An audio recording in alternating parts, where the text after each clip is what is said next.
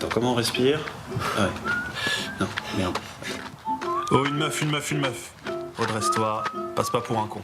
Mais en fait, c'est hyper simple de courir. Je peux trop m'inscrire au marathon de Paris. Paraît qu'au bout d'un moment, c'est agréable de courir.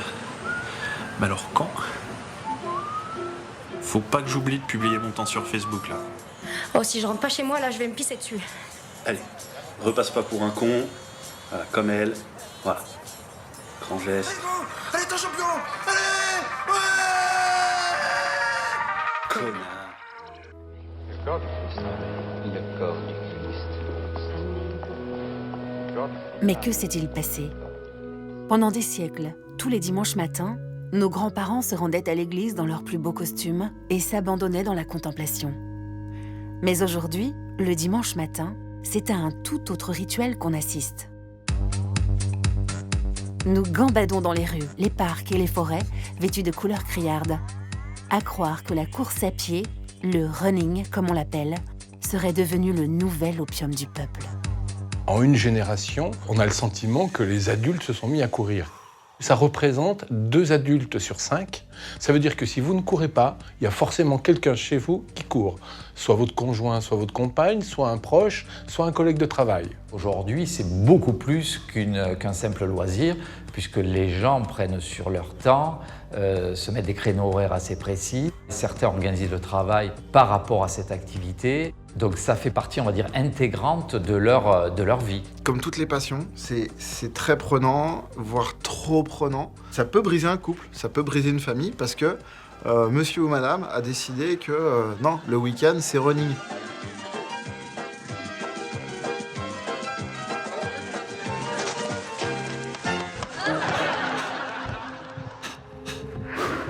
Mais après quoi court-on? Et quelle est la promesse cachée du running? Car voilà une mode bien étrange, qui nous fait souffrir, beaucoup souffrir, et qui ressemble le plus souvent à un parcours de mortification auto-infligée. Alors franchement, je sais pas vous, mais moi je suis intimement convaincu que l'humain n'est pas fait pour courir. Ah bah c'est évident, je veux dire, on n'est pas fait pour ça. Tu vois bien comment on en chie, regarde ça. On a l'air de quoi là? On sait pas quoi faire des pattes à avant, là. On transpire comme des bœufs, on souffle comme des porcs, on a des points de côté, enfin c'est laborieux. Laborieux et mystérieux. Qu'est-ce qui nous pousse donc à courir alors que rien ne nous y oblige? Le running, ce n'est pas courir pour attraper un bus ou pour emmener ses enfants à l'école. Non, le running, c'est courir pour courir. Vu de l'extérieur, on peut effectivement se dire ô combien c'est absurde de mettre un pas devant l'autre et de recommencer comme ça éternellement. Il y a des interrogations sur pourquoi est-ce qu'on se force aujourd'hui ou certains s'obligent. Je peux comprendre que les gens trouvent ça dingue, genre de voir des gens courir, mais où vont-ils? Pourquoi d'où ça sort? Pourquoi vous courez les gens là? Vous allez où? Si on les interroge, les gens répondront qu'ils courent avant tout pour le plaisir, pour garder la forme ou perdre du poids. Mais n'y a-t-il pas des raisons plus profondes, plus souterraines? Peut-être même des angoisses existentielles auxquelles on voudrait échapper? En attendant, un seul conseil, courez.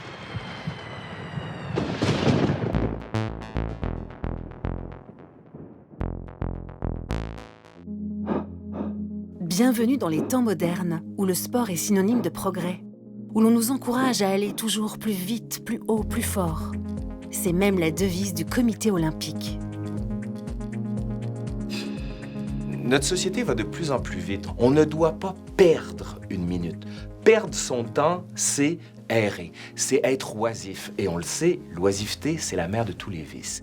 La course, c'est quoi? C'est de l'endurance, c'est de la vitesse, c'est de la résistance. Et c'est tout ce qu'on rencontre dans la vie de tous les jours. Dans tous les jours, il faut être dynamique, être prêt à être réactif. Les années de travail, c'est long, il faut tenir la distance. Et donc, on demande d'être aussi plus résistant. Je cours, tu cours, il court, l'homme moderne. Pris dans une formidable machine à se dépenser, sa pratique devient de plus en plus frénétique. Le running serait-il simplement le symptôme d'une société qui exige de carburer à tout moment? Le mouvement du running a commencé au contraire comme une résistance à la société d'accélération. Le jogging, par définition, c'est le mot apparu en 1967 aux États-Unis, tout jog, c'est trottiner. Et trottiner, c'est faire une course qui est dite aérobique, c'est-à-dire sans effort. C'est l'inverse de l'idée d'accélération. Il ne faut pas accélérer si vous faites du jogging. Et ce grand mouvement d'ailleurs qui a structuré au départ aux États-Unis dans les années 70-80 le début de ce qu'on appelle aujourd'hui le running, c'était pas du tout de la performance. Ah, le bon vieux jogging de papa. Cette petite sortie en plein air où il n'y avait pas d'objectif à atteindre, seulement un peu d'exercice physique à caser pour entretenir sa forme. Une pratique conquise dans les années 70 aux États-Unis par une brochette de pionniers marginaux qui ont dû briser les tabous pour avoir le droit de courir aux yeux de tous. Dans les années 70-80, aller courir comme ça, mais les mecs c'était des ovnis quoi. On se dit mais qu'est-ce que fait ce type? We're regular guys. As soon as we do this, we're criminals. People get so freaked out. You have to do that here? You crazy people! Get out of the road, man! I used to run when I was 8. Il a volé un truc ou quoi, Pourquoi il court? Mais il y a plusieurs champions qui racontent ça dans leur biographie, quoi. Aller courir en jogging, mais en jogging, c'est aussi le vêtement qui ressemble à une sorte de pyjama. À l'extérieur, dans les parcs, c'est quelque chose de transgressif. C'est presque honteux. Pourquoi t'es en pyjama? Mais c'est pas un pyjama! Un survêt de sportif. On court normalement sur un stade, on fait de la gym chez soi, mais aller dehors un samedi matin, quand on est un père de famille, une mère de famille, et pour se mettre à courir, effectivement, ça, c'était quelque chose qui devrait, en quelque sorte, franchir quelques normes sociales. La France, elle, a longtemps fait de la résistance. Même quand le marathon de New York commençait à devenir furieusement tendance. C'était en 1979. C'est le deuxième marathon, 42 km de New York. Avec dans la foule, et bientôt sur la ligne de départ, un Français. Fernand Colbeck, 33 ans, de Strasbourg, visiteur inattendu, étonné de constater qu'une mode s'empare des Américains, la course à pied. En France, on dit qu'on est fou quand on court comme ça. Non, en France, on est arrière. Il faut le dire, disons qu'on ne se rend pas compte parce que l'Américain, il se rend compte de la santé qu'il peut ressentir en faisant du footing. Mais en France, on est considéré comme des dingues en étant en cours.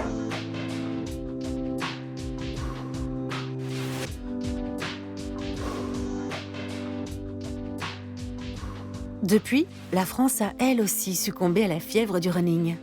Mais si la course à pied est entrée dans la norme, le pyjama, lui, est resté au placard. Ça, c'est pas un pyjama! Désormais, on court avec style, car la mode a investi le running de toutes parts pour nous métamorphoser. Les gens, tous qui vont investir aussi pour aller courir, parce qu'entendons-nous, là, courir, ça coûte pas grand-chose. Il faut un t-shirt, des shorts, des chaussures de course de qualité correcte et on peut courir.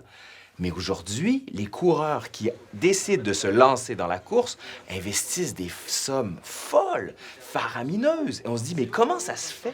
Ben justement parce qu'on a ce souci de se représenter. On est en représentation. Les tenues, ce qui est absolument génial, c'est qu'elles sont complètement copiées sur les Marvel, sur les super-héros. Vous avez un legging hyper moulant avec des bandes réfléchissantes. Et en fait, si vous êtes Captain America, vous êtes Wonder Woman, vous êtes un peu Batman, vous êtes tous ces super-héros qui ont plein de failles, de contradictions, mais qui sont capables de sauver le monde quand même et qu'on pardonne quoi qu'il arrive. Aujourd'hui, quand vous vous habillez pour aller courir avec ce qu'on vous propose en magasin, vous êtes le super-héros du quotidien. Dans tous les sports populaires, il y a des égéries, il y a des ambassadeurs dans le foot, dans le rugby, dans le tennis. Il y a des grands champions que tout le monde connaît. Et les gens, en fait, s'identifient, se raccrochent, suivent ces stars-là, ces athlètes de haut niveau-là.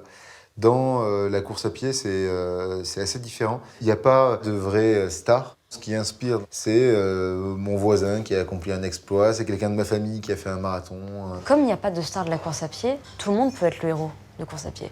Tout le monde peut dire, de toute façon, j'ai personne que je dois admirer en course, donc c'est moi que je vais admirer. Quand vous chaussez vos baskets, vous allez courir, vous vous transformez en un nouveau personnage dans votre tête. Parce que l'être humain est ainsi fait, il aime bien se raconter des histoires. Moi, vu de l'extérieur, quand je cours, c'est un quinquagénaire de plus de 100 kilos qui trottine sur le bord de la route. C'est pas un spectacle très glamour, à mon avis. De l'intérieur, je suis en train de gravir la côte qui s'appelle la Fringale d'1,5 km. Je suis un héros, je suis un champion. Parce que c'est une façon aussi d'héroïser sa vie.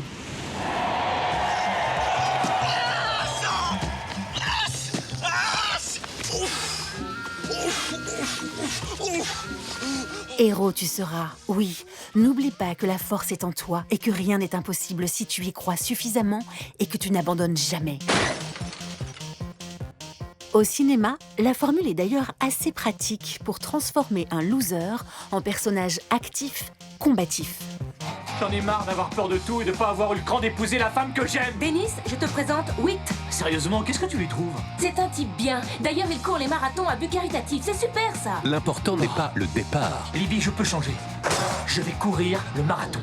Quoi? C'est un bon pitch de film, la course à pied. C'est une bonne trame. Parce que quand on court, il y a un début, il y a une fin.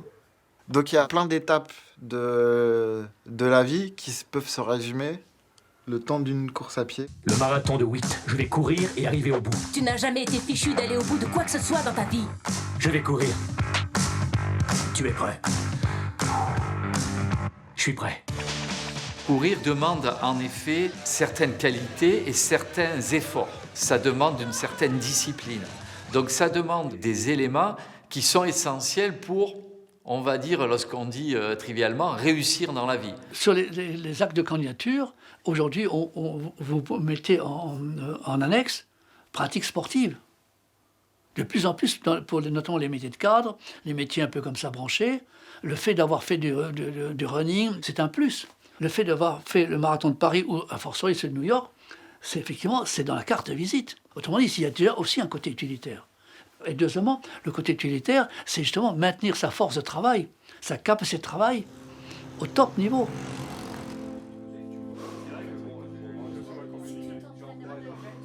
Pour le PEPS, ouais, je trouve que c'est... ouais, on se défoule bien, c'est pas mal. Et notre logo dans le dos, je trouve que c'est quand même important. Et enfin, ça titille un peu notre esprit de challenge et de compétiteur. Et tu vois quelqu'un qui porte le maillot d'une autre banque juste devant toi, tu te dis, ah non, on va le rattraper, on va le dépasser. Ça, Donc Vincent, à 25 ans, tu es vraiment dans le bon club. Voilà. La manière de se valoriser, notamment professionnellement, c'est de montrer à la fois qu'on est jeune, en forme et dynamique, qu'on est capable d'un fort investissement, et effectivement partir d'une pratique ordinaire pour aller jusqu'à courir un marathon, ça montre qu'on est capable d'un investissement difficile, donc c'est valorisant.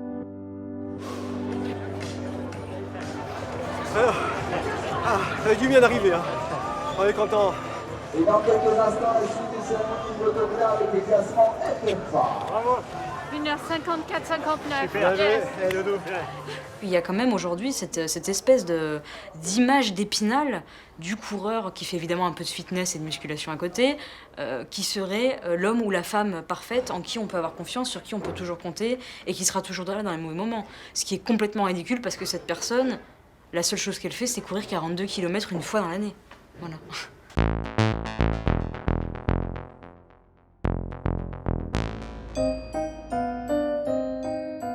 Mais la force est toujours valorisée. Comme courir, c'est être fort dans sa tête et dans son corps, politiquement, l'image est puissante. Footing matinal dans Central Park. Le président de la République refait du sport publiquement. Nicolas Sarkozy veut montrer qu'il est d'attaque, cœur battant, pour un long marathon diplomatique qui commence. Du coup, quand nos présidents veulent exploiter toutes les ficelles de la communication, ils n'hésitent pas à sortir l'artillerie lourde, le jogging politique. Le président des États-Unis est même quasiment obligé de courir parce que sinon c'est pas un bon président, quoi. Le seul qui a réussi à briser le truc, c'est Obama. Mais parce que lui, il fait du basket, parce que c'est un mec super cool et qu'il n'a pas besoin de courir pour être cool, déjà, à la base. Bill Clinton détestait ça, mais le mettait en scène. Il disait juste prévenez les caméras, je vais courir, je vais serrer des paluches. Et ouais, mais c'était une manière d'être en campagne, c'est quand même... Voilà. Et donc son run était diffusé à la télé le soir. On est dans les années 90, il n'y a pas tous les réseaux sociaux. Et la puissance du truc est complètement dingue. C'est une manière de dire « je suis en forme, ne vous en faites pas ». C'est une manière détournée de montrer à tout le monde son rapport médical, sans le produire comme tel. On le sait avec Mitterrand, ça a posé de gros problèmes à la fin du deuxième septennat. Et bien Bill Clinton, lui, ce qu'il fait carrément, c'est qu'il dit « je peux pas être malade, je cours. Je suis le symbole de la vitalité incarnée, donc tout va bien ». C'est une manière justement de montrer le dynamisme, la forme, la performance corporelle, qui est censée être, y compris dans nos sociétés démocratiques, une incarnation du pouvoir et une incarnation de l'État. Pour afficher son prestige, le corps est donc une arme redoutable. Une nouvelle machine de guerre qu'il faut sans cesse entretenir, pousser, choyer, embellir, glorifier. S'occuper de son hygiène de vie est devenu une obligation morale. Et ce, surtout quand la malbouffe nous guette à chaque coin de rue. C'est l'idée que votre corps, c'est vous. C'est-à-dire que votre corps, votre image, doit transmettre ce que vous ressentez, ce que vous êtes au plus profond de vous-même. Partout, c'est le corps healthy, c'est le corps fitness, c'est le corps qui bouge, c'est le corps sain.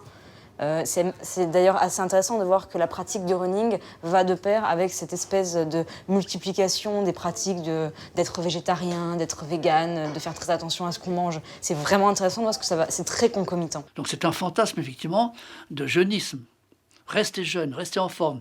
Même chose d'ailleurs pour tout le maquillage, pour tout l'appareillage qui concerne le corps, les techniques du corps et les substances qu'on vend.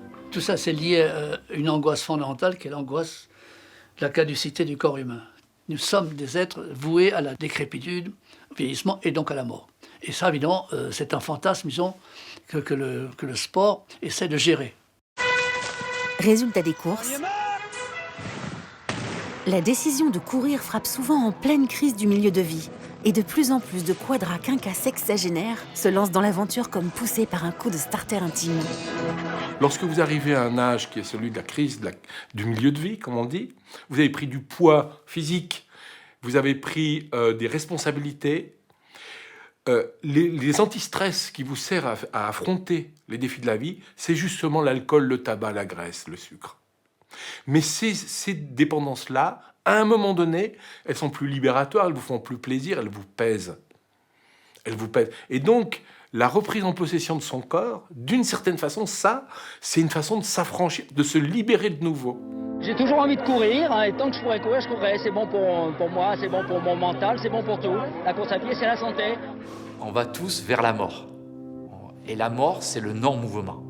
À un moment donné dans notre vie, on sait qu'on a fait une bonne partie du chemin. À ce moment-là, eh bien, ce serait, je pense, un cri assez profond de dire « je suis encore en vie ». Parce que le corps m'entraîne dans mon présent. Je suis encore capable de faire des choses. Acclamée par la foule, elle franchit la ligne d'arrivée aux côtés de son fils. Cette pimpante nonagénaire vient de briser un record. Elle est la femme la plus âgée au monde à disputer un marathon. Hier, à San Diego, Harriet Thompson, 92 ans, a parcouru 42 km en 7 heures, 24 minutes et 36 secondes. Nous investissons dans la vie longue et dans la santé, et donc, là encore, par dérivation, dans le corps. Et c'est la raison pour laquelle, de manière assez paradoxale, le corps est devenu destin. Non pas l'âme, non pas l'immortalité de l'âme, mais le prolongement du corps, la bonne santé du corps, la performance du corps. Aujourd'hui, on a une peur panique de la mort parce qu'on ne croit plus à ce qu'il pourrait y avoir après. Dans une société très judéo-chrétienne, la mort, c'est pas grave puisque c'est qu'une étape. Après, il y a quelque chose de mieux. Aujourd'hui, beaucoup de gens ne croient plus à ça et ils ont absolument le droit de ne pas croire à ça. Il y a une crise religieuse actuellement. Et une crise des valeurs et une crise de la foi. Donc, qu'est-ce qu'on fait pour éviter d'avoir peur, en tout cas pour éviter ce passage qui est celui de la mort? Eh ben, on pousse le corps le plus loin possible. Puisqu'on n'a plus d'âme et qu'il n'y a plus que le corps à sauver, c'est dans la science et les technologies qu'on va aller chercher les outils pour le faire durer. De la prothèse à la puce en passant par le gadget connecté, nous mettons tout en œuvre pour améliorer les performances de notre corps-machine. Ce besoin de quantification est presque instinctif à notre société. De la révolution industrielle jusqu'à aujourd'hui, jusqu'à la robotisation, c'est combien peut-on en faire dans un temps X? Ce qu'on appelle le quantified self, c'est très présent dans le running, ça devient aussi une réalité dans la vie du quotidien. Il y a de plus en plus d'objets pour tout type de population, des nourrissons, des personnes vieillissantes, des gens comme vous et moi, simplement pour contrôler qu'est-ce qu'on mange, qu'est-ce qu'on dépense, comment on le dépense, où est-ce qu'on va. À partir du moment où vous avez votre montre connectée qui mesure les différents paramètres, vous êtes dans un système de comparaison et donc possiblement d'amélioration. C'est-à-dire que le lendemain, vous chercherez à faire plutôt mieux et non pas moins bien. Parce que notre société est conduite par l'idée de perfectibilité. Dépassez-vous. Moi, quand je vais courir aujourd'hui, si je vais courir sans chronomètre, il y a des gens que je vais croiser en courant qui vont me dire « mais t'as pas ta montre ?» Je vais me dire je vais m'arrêter quand je vais être fatiguée. Aujourd'hui, on vous dit non. En fait, vous n'êtes pas fatigué. C'est dans votre tête la fatigue. C'est votre montre qui va vous dire quand vous arrêtez. Et puis votre montre va aussi vous dire ce que vous avez perdu comme calories. Votre montre va vous dire bravo ou bouge-toi. Maintenant, vous avez quand même des objets qui vous insultent quand vous n'allez pas courir. Ça y est, Loulou, t'as trouvé là? Dans les sociétés individualistes et de liberté comme la nôtre, les individus sont beaucoup plus responsables, d'une certaine manière qu'autrefois, de la réussite de leur existence individuelle. Et de fait, cette responsabilité pèse et elle induit aussi une culpabilité plus forte. C'est-à-dire que si on ne réussit pas, c'est de notre faute. Et on le voit bien dans l'injonction à la santé et l'injonction à l'activité, manger, bouger, etc., qu'on entend énormément aujourd'hui sur les ondes, par les médias, etc. Il y a cette idée que nous sommes responsables et donc potentiellement coupables des maladies ou de la mort précoce qui pourrait nous arriver. Cette culpabilité individuelle trouvera plus facilement à se noyer dans la pratique collective. Oui, le courir ensemble ne concerne plus seulement les troupeaux en migration, c'est désormais aussi une affaire de bandes organisées en milieu urbain.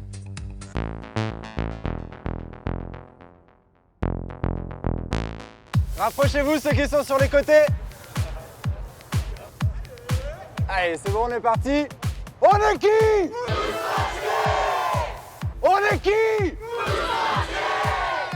Pour les nouveaux, bienvenue à tous. Comme d'habitude, il y a 7, 12, 10 et 15 km. Vous pouvez choisir vos groupes, c'est bon? Vous voici au cœur d'un événement organisé par une grande marque de sport. Des quartiers de Paris s'affrontent en courant et le font savoir sur les réseaux sociaux. De quoi se stimuler, se mesurer, se comparer. Car si la course est une activité essentiellement solitaire, l'homme reste cet animal social qui puise la reconnaissance dans le regard des autres. Du coup, on est en battle contre Batignolles jusqu'à la semaine prochaine. C'est sur le nombre de coureurs, le nombre de kilomètres qu'on gagne. C'est aussi sur le nombre de posts sur les réseaux sociaux, donc n'hésitez pas à mettre vos petits contenus, vos petites photos sur Twitter, Instagram, sur Facebook. Allez, par ici. Pour des gens entre 18 et 20 ans, c'est pas sexy comme sport si c'est pour aller le pratiquer tout seul. Par contre, le fait de le pratiquer avec un groupe d'amis et de boire un coup après une séance de course à pied, là ça prend un peu plus de sens et d'intérêt. Bon, c'était cool cette séance, non? Allez, tweetez. C'est bon, c'est posté. Il y a un phénomène extrêmement puissant des réseaux sociaux d'une part et des marques qui sont couplées aux réseaux sociaux et qui effectivement nous proposent d'être de plus en plus maîtres de nous-mêmes en allant courir. C'est l'histoire des coureurs solitaires. Éparpillés dans la capitale, ils avaient décidé de s'unir. Et sans le savoir, ils allaient devenir une force, une équipe. Peu à peu, les équipes deviennent des tribus et leur énergie se diffuse, se propage. Après des jours, des semaines, des mois d'entraînement, ils vont s'affronter lors d'une course épique. C'est un phénomène de mode. On a vu dans cet essor de l'individualisme aussi se constituer de nouvelles communautés, de nouvelles tribus. Ce sont des tribus choisies. Voilà. Au lieu d'être des tribus liées à notre naissance, ce sont des communautés de langage, des communautés vestimentaires, au sein desquelles il faut à la fois appartenir et puis se distinguer. L'imagination humaine étant sans limite, niveau tribu, vous serez servi. Avec la familiale, vous pourrez vivre la première course à pied et à poussette. C'est vraiment une volonté, une tendance de courir en famille, le sport, reprendre la main sur la ville en tribu. Allez savoir d'ailleurs si ces enfants n'ont pas été directement fabriqués sur le terrain, au détour d'une petite course entre amis. La course à pied, c'est le nouveau mythique, hein, et ça coûte pas un sou. Puisque vous pouvez le faire quand vous voulez, vous allez forcément rencontrer d'autres gens, et comme tout ce petit monde mange très sainement et fait du sport, tout le monde est super beau. Ouais, il y a des couples qui se forment, il y a des amitiés qui se créent, il y a des liens qui se font. Ben oui, comme n'importe quel événement où des gens se réunissent, quoi.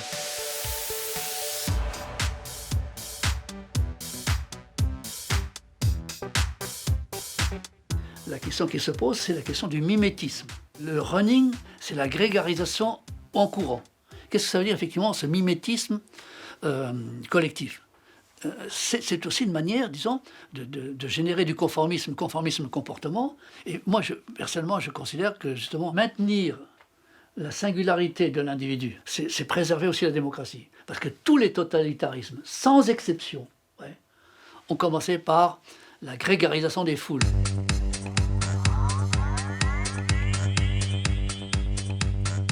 Mais aujourd'hui, l'esprit de troupeau n'est porté par aucune autre idéologie que celle ultra-contemporaine du divertissement. Plus question de marcher au pas, on préfère courir dans la boue.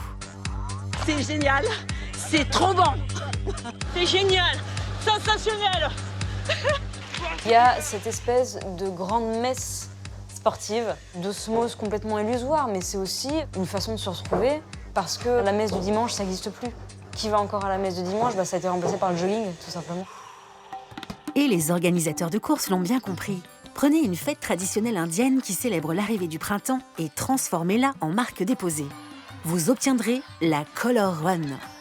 Allez, du vert pour l'harmonie, du jaune pour l'optimisme, du bleu pour la vitalité, du rose pour l'amour. Moi, je crois que c'est une autre façon de faire la fête. En fait, je pense que c'est le premier pas, c'est une sorte de tremplin vers autre chose. Parce qu'il y a beaucoup de gens qui ont commencé avec un 5 km à s'envoyer donc de la farine de maïs colorée, rose, bleu, violet, en pleine tête, et qui se sont dit, bon ok, on a fait la fête, il y a eu un concert après, il y avait toute une ambiance, mais au final, j'ai couru quand même. Faut quand même retenir ça, quoi. Et j'ai fait une course. Ce qui vient avec, très rapidement, c'est l'envie de prendre un dossard, comme on dit dans le milieu, faire une course. Une fois qu'on a fait une course, on essaie de faire un chrono. Et puis une fois qu'on a fait un chrono, on essaie de battre ce chrono, etc. etc. L'appétit vient en courant.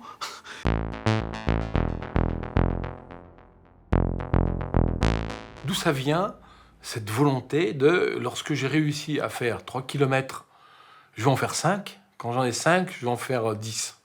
Parce que beaucoup de gens commencent la course à pied comme ça. Et puis, d'un seul coup, il y a des nouvelles significations qui apparaissent, et parmi elles, celle de se dépasser ses limites, aller plus loin que la dernière fois. Et ça, c'est quelque chose d'intriguant. Alors, les psychologues ont un mot pour employer ça, les anglo-saxons parlent de need of achievement, le besoin de s'accomplir. C'est sûr que ce n'est pas en faisant le ménage qu'on va s'accomplir. C'est plutôt dans une activité qui sollicite au maximum nos forces et nos talents. Moi, je chiale toujours à la fin d'un marathon, par exemple. Parce que je l'ai fait, quoi. Comme disent les ricains, I did it, quoi. Je l'ai fait, quoi. Oui, il nous faut un objectif à atteindre. C'est comme ça que nos vies prennent sens. Il y a un ingrédient, un ferment, un sel de la vie, qui est que lorsque on a toutes nos activités normales ont été remplies, professionnelles, familiales et autres, si on était assigné à résidence, à rester dans une chaise en disant « ne fais rien », la vie perd son sel. Et donc on a besoin, en quelque sorte, il y a quelque chose de profondément ancré en nous, qui a un besoin de se donner des défis. L'être humain, avant tout, a une soif d'infini. Et donc il n'est jamais rassasié. Jusqu'où je peux aller? C'est cette question-là que les personnes essaient de répondre. Et c'est vrai qu'aujourd'hui, on n'a jamais vu autant de courses, et qui sont des courses qu'on appelle les courses extrêmes, qui étaient bien longtemps réservées aux professionnels. Aujourd'hui, le gros, on va dire, des troupes correspond à monsieur et madame tout le monde qui s'inscrivent dans ces activités extrêmes. C'est une épreuve surhumaine. 168 km autour du Mont Blanc, en une seule étape, avec un dénivelé positif de 9600 mètres. Un défi ultime pour tout amateur de course pédestre en montagne. C'est là qu'on peut commencer à parler de pure folie. Quand des déglingos repoussent les limites du supportable et qu'en plus de défier les éléments, ils prennent un malin plaisir à flirter avec la mort. C'est notamment le cas lors du Marathon des Sables, une course de 240 km sur 6 jours en autonomie et sous 40 degrés dans le désert marocain. ou avec le marathon du pôle Nord, le marathon le plus froid du monde, vivement conseillé à ceux qui viennent de terminer le marathon des sables. Il fait extrêmement froid. J'ai dû vider la glace qui s'était formée sur mes jambes.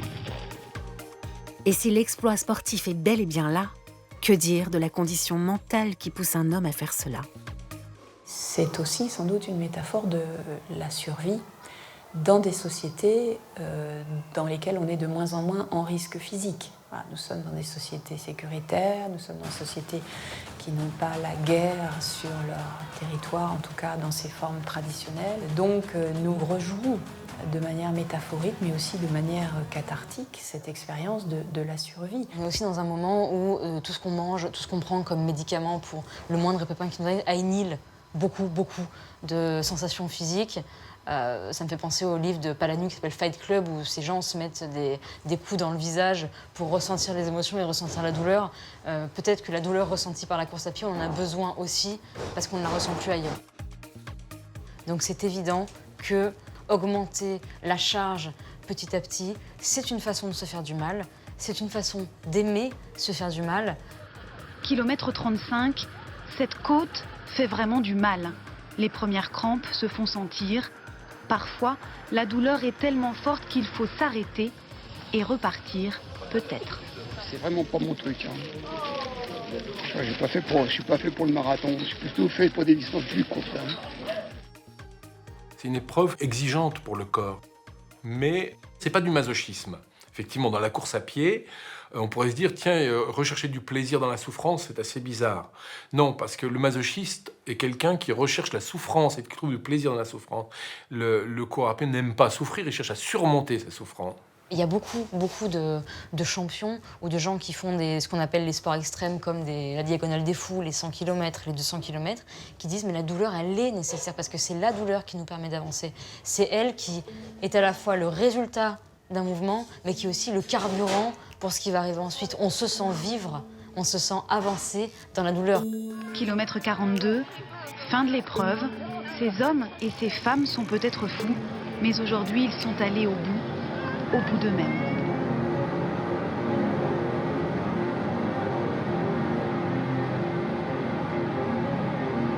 L'effort et l'exploit sont sublimés dans la création du chorégraphe Olivier Dubois. Aoguri, où 22 danseurs, animés par la quête éperdue du bonheur, se lancent dans une course folle. C'est le langage du corps qui se déchaîne. Aoguri implique les interprètes dans un tel engagement physique que le lendemain de la première séance de travail, 90% du groupe était KO. C'est dur, ça, je ne peux pas le cacher, donc on a réajusté le rythme. Par exemple, on ne peut pas faire plus de 3 spectacles d'affilée, parce que les corps sont épuisés et qu'il faut pouvoir recharger. C'est l'équivalent d'un match de football, juste le spectacle. Mesdames, messieurs, je peux avoir tout le monde sur le plateau. Resserrer les courses, on a beaucoup de sensations en fait, on a la course qui est marquée. Donc, mettez vraiment l'endroit presque de l'inclinaison du corps suffisante. Vous savez, le but du jeu, c'est toujours l'idée de produire tellement d'énergie pour ne pas chuter. En fait, dans la pièce, il y a une montée sur cette sensation d'urgence comme ça. On doit avoir vraiment cette avancée tout le temps, d'avancer, de ne jamais avoir un corps placé et du coup qu'on pourrait observer. Ce qu'on observe, c'est les trajectoires. Je leur dis toujours d'aller à cet endroit aussi d'urgence parce qu'en fait, ils doivent produire sans cesse de l'énergie. Donc, c'est-à-dire, je dirais, mouliner du bas de jambe pour qu'en fait, comme si en fait, à partir du moment où ils ralentissaient ce rythme-là, ils chuteraient. Et donc, c'est l'urgence pour ne pas chuter. C'est l'urgence pour avancer.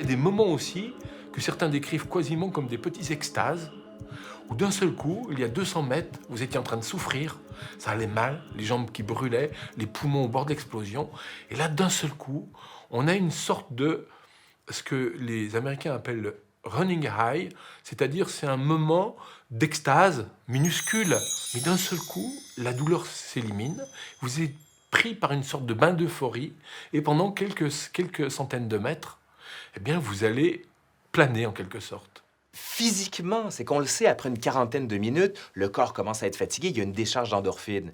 Quel est l'autre moment qu'il y a une décharge d'endorphine aussi forte dans le corps humain? Ben, c'est quand on fait l'amour. Donc oui, ça devient, on devient addict carrément à la chose parce qu'on veut notre dose. C'est toujours très, fascinant de regarder comment réagissent les gens quand ils ont fini un marathon.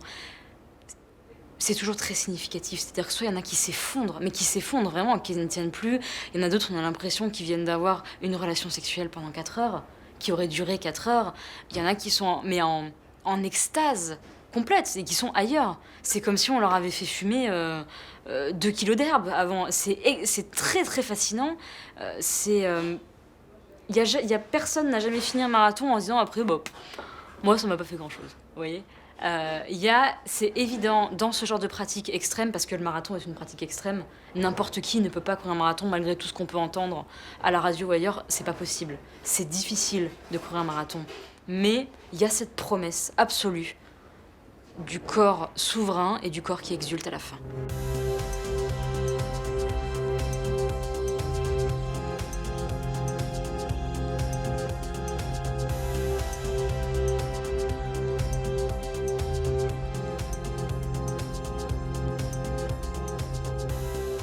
Vraiment de l'ordre d'une sorte de masturbation du corps en entier. C'est-à-dire on crée comme ça un orgasme.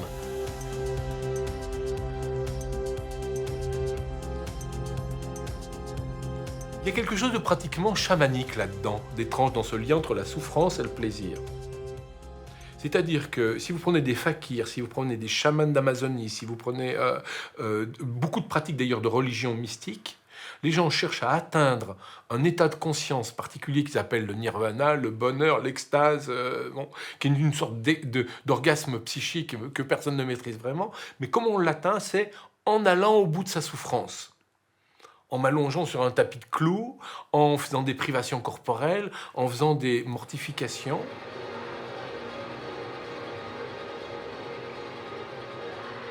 Et je pense qu'il y a une sorte de transcendance, probablement. C'est la métamorphose, c'est le monstre. C'est-à-dire qu'à un moment, il faut passer suffisamment de turbulences pour que le corps s'ouvre comme ça et que du coup, ce que j'appelle ce monstre poétique puisse se libérer. À partir du moment où le corps est dans ce mouvement qui est difficile, tout de même. Même si on le pratique, on sait qu'à un moment donné, on a mal. Mais chaque personne qui court vous dira qu'à la fin, la sensation est tellement exquise et qu'elle a effacé, et qu'elle a détruit, qu'elle a brûlé tellement de choses intérieurement que oui, il y a... Comme si la course à pied, c'était un mouvement auto-nettoyant de nous-mêmes. Comme si c'était une sorte de pyrolyse intérieure.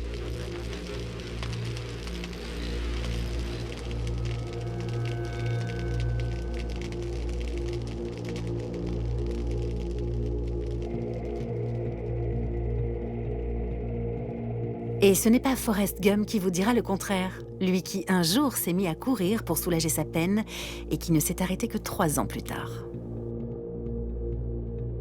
Quand on court, c'est aussi pour laisser derrière soi les problèmes qui nous pèsent.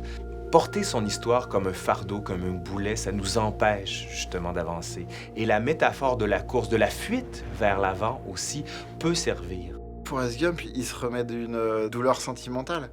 Mais plutôt que de tomber, entre guillemets, dans l'alcool, la drogue ou tout autre, il tombe dans un truc où il s'abandonne lui-même, il s'oublie lui-même, il court et on lui demande pourquoi vous courez. Il y a une interview, on est pourquoi vous courez? J'ai juste envie de courir. Il dit ça comme ça. Ouais, j'ai juste envie de courir, quoi. Pour la 4e fois dans son voyage à travers l'Amérique, Forrest Gump, le jardinier de Greenbow en Alabama, va franchir à nouveau le Mississippi dans la journée. C'est pas possible. Pourquoi courez-vous, monsieur? Pourquoi vous courez? Vous faites ça pour la paix dans le monde? Vous faites ça pour les sans-abri? C'est pour le droit des femmes que vous courez? Ou pour l'environnement? Ou pour les animaux? Il ne voulait pas croire que quelqu'un puisse être assez bête pour courir autant sans raison. Pourquoi faites-vous ça? J'ai juste envie de courir. On règle certains problèmes, on en débarrasse d'autres, on fait le tri en fait. Courir, c'est une station d'épuration. Il y a les idées sales qui arrivent, et puis elles ressortent propres. Ça veut pas dire qu'elles sont bonnes, mais en tout cas, on a l'impression qu'elles ont été réglées. Maman disait toujours, il faut laisser le passé derrière soi, si on veut avancer. Et je crois que c'est à ça qu'a servi ma course. J'ai couru pendant 3 ans, 2 mois, 14 jours et 16 heures. Si dans 5 ans, 10 ans, 80% des gens courent, ça permettrait de construire un monde meilleur dans lequel finalement toutes les tensions, les énervements, etc. seront expulsés dans cette pratique et où on aura peut-être un rapport un peu plus apaisé au monde, aux autres, à tout ce qu'on vit finalement dans nos sociétés. Ce qui serait bien, c'est que quand il y a des rencontres de chefs d'État qui discutent après avoir couru. Par exemple, tout le monde va faire un 5 km au G8, on s'assoit et l'on discute. Une vraie course où on arrive suant, gluant, tout le monde en sweatshirt, on s'assoit et on discute de politique internationale. Ça serait un beau défi et je pense que peut-être on arriverait à régler quelques problèmes.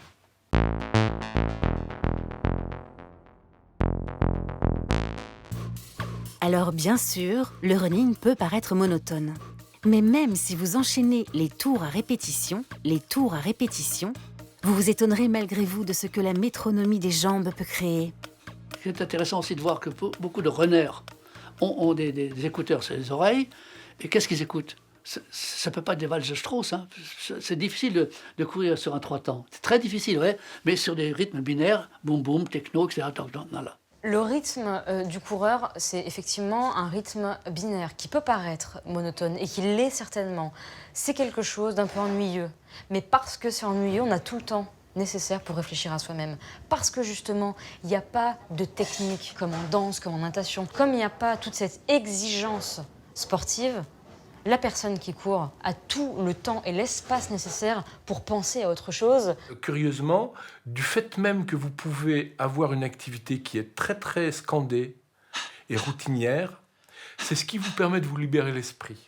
Moi, quand j'ai passé une matinée à travailler ici, à écrire, à lire, je mets mes chaussures, je vais courir, et là d'un seul coup, je connais un phénomène que connaissent beaucoup de gens qui font du sport, c'est le phénomène Eureka.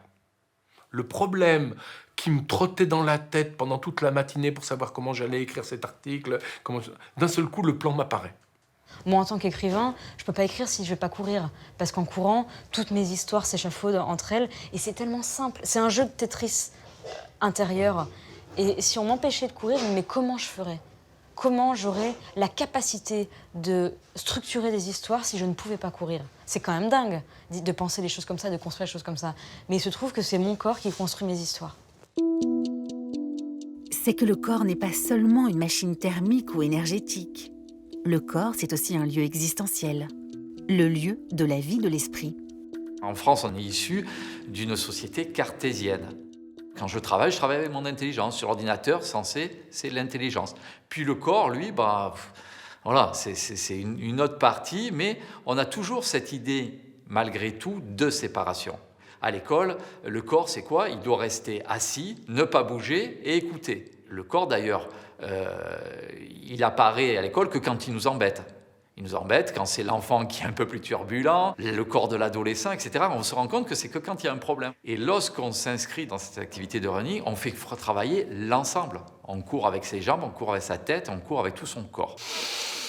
On prend l'expansion. C'est Jean-Jacques Rousseau qui disait « Il faut que mon corps soit en mouvement pour y mettre mon esprit ». Donc, c'est exactement la même chose que font les coureurs. J'ai des problèmes au travail, j'ai des problèmes dans la famille, je cours tout d'un coup.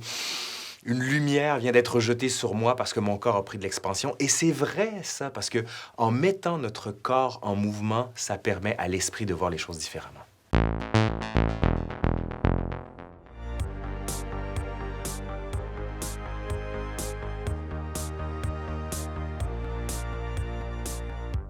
Courir, c'est spontané, c'est naturel, c'est ce qu'on fait sans y penser. Une fois qu'on a acquis la base, c'est-à-dire la marche, mais spontanément, quand on voit des enfants, ils courent. Arrête de courir. Moi, on m'a dit ça tout le temps quand j'étais gamin. Arrête de courir, tu cours partout. Mais oui, parce que je suis fait pour ça. Morphologiquement, je suis fait pour ça. Nous sommes bipèdes, mais on a des adaptations comme le talon d'Achille, comme le fait qu'on a des glandes sudoripares qui nous permettent de transpirer et qui fait qu'on peut faire des efforts au long cours. Il est en effet une théorie en vogue qui veut que l'être humain soit né pour courir, car il possède ce que les autres animaux n'ont pas, l'endurance. C'est précisément cette aptitude à courir indéfiniment qui nous a permis, par exemple, de pratiquer la chasse à l'épuisement. Comment chasser une antilope, l'animal l'un des plus rapides du monde qui fait des pointes à 80 km/h? Eh bien, le bushman, lui, il part avec sa lance, il repère une antilope, il lui court après, elle se sauve, elle se retourne en disant « mais il va bien comprendre que je suis beaucoup plus rapide que lui ». Mais lui, il va continuer. Et au bout de quelques heures, la température corporelle de l'antilope va commencer à monter. Parce qu'elle n'a pas les moyens de transpirer. Et donc, au bout même de quelques heures, elle va complètement s'effondrer. Donc la course à pied aurait été une forme d'adaptation dans l'évolution pour chasser les grands animaux. Aux origines des origines, la course à pied était donc tout sauf sophistiquée. Et l'homme ne faisait qu'un avec la nature. La société industrialisée a rationalisé quelque chose qui était naturel. C'est-à-dire a fait d'un mouvement naturel un mouvement compétitif, un mouvement performatif.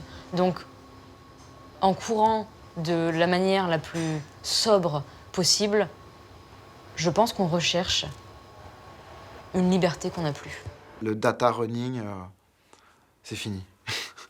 et alors c'est une sorte d'idéal, c'est un peu utopique peut-être, c'est peut-être une vision un peu romantique de la course à pied, mais c'est courir pour ce qu'on va ressentir de l'intérieur et pas forcément pour ce qu'on va dégager à l'extérieur. C'est un moment de connexion avec la nature, avec son environnement. Finalement, je suis seul dans ma bulle. On est beaucoup plus attentif aux sons, aux lumières, à ce qui se passe autour de nous, aux odeurs, aux sensations, etc. D'ailleurs, il y a tout un pan du running avec des gens qui courent pieds nus, etc. pour être encore plus connectés au sol, à la terre, aux matières. Courir sur des feuilles, c'est pas pareil que dans la boue, c'est pas pareil que sur des pierres. On est dans des sociétés où on n'a pas besoin de courir pour se déplacer, pour aller acheter un truc, pour faire des choses. Par contre, on a trouvé un nouvel usage à cette chose qui nous est naturelle pour simplement mieux accepter tout ce qu'on vit et tout ce qu'on traverse. Et puisque c'est inscrit au fond de nous, c'est pas si étrange que ça nous fasse autant de bien finalement. Égo, le furet, près du bois Midam. Égo, le furet, furet de Bordeaux. Bah, passez par ici, il repassera par là. All right. Coucou, le furet, coucou, le furet, voilà, coucou, le furet, coucou, le furet, ouais, passez par ici, il repassera par là. Rock and roll.